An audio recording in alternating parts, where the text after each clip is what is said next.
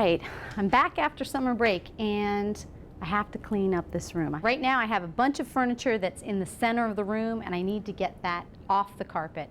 And I need to be thinking about the four corners of the room and where things can go. Types of centers are going to happen there and what kind of instruction. I also need to be thinking about my kidney-shaped table because that's where all of my small group instruction happens.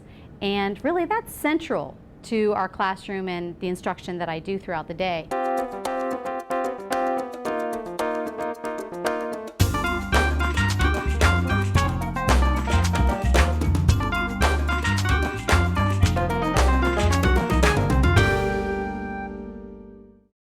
I'm almost done.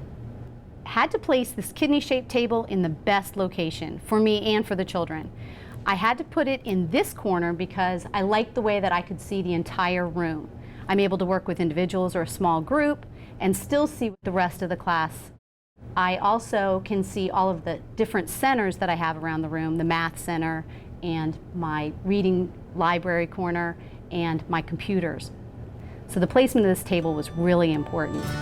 As you can see, I have a lot of boxes of a lot of books. And fortunately, the way I packed is going to help me unpack the books. All of the books were put away by baskets and the genre they belong to, fiction, nonfiction. They'll all be organized on the shelf in a basket. It'll also be part of my routine in the first couple of weeks with the children to teach them where the books go and how they get put away.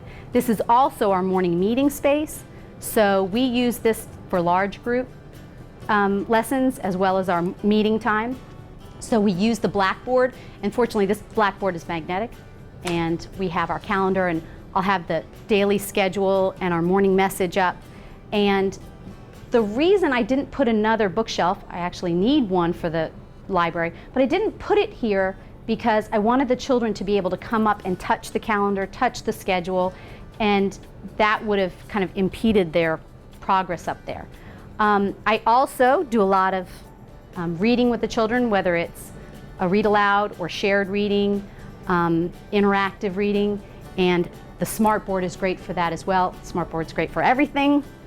We do a multitude of lessons using the smartboard, and it can even be used as a center with the children independently because there's so much that the children can manipulate on the smartboard on their own without having a lot of teacher interaction.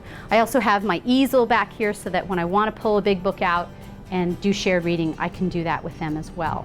These are the children's cubbies, and they will eventually have each of the children's names on a name tag, and they'll hold all the children's materials.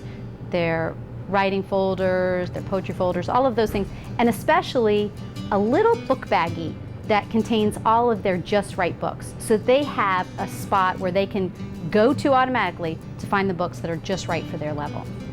Then we have our guided reading books, and all of these guided reading books are close to my small group table, obviously, because I'm going to need easy access to those groups, especially when I'm teaching a small group reading group or an individual.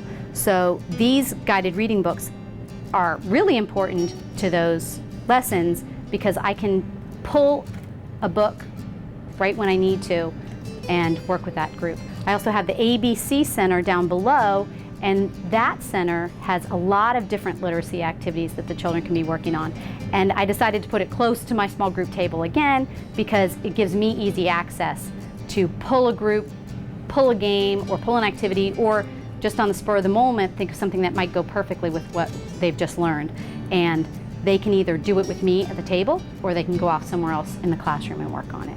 This is the beginning stages of my math center, and it contains all of the math manipulatives and math games that the children will need throughout the day or during our math lessons.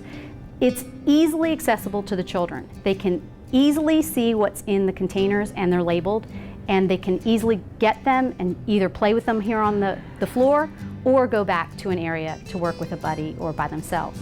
So my main goal with this area is to try and make it attractive and easily accessible to them, but also so that they get an idea that the math manipulatives are tools that they'll be using to learn other math concepts.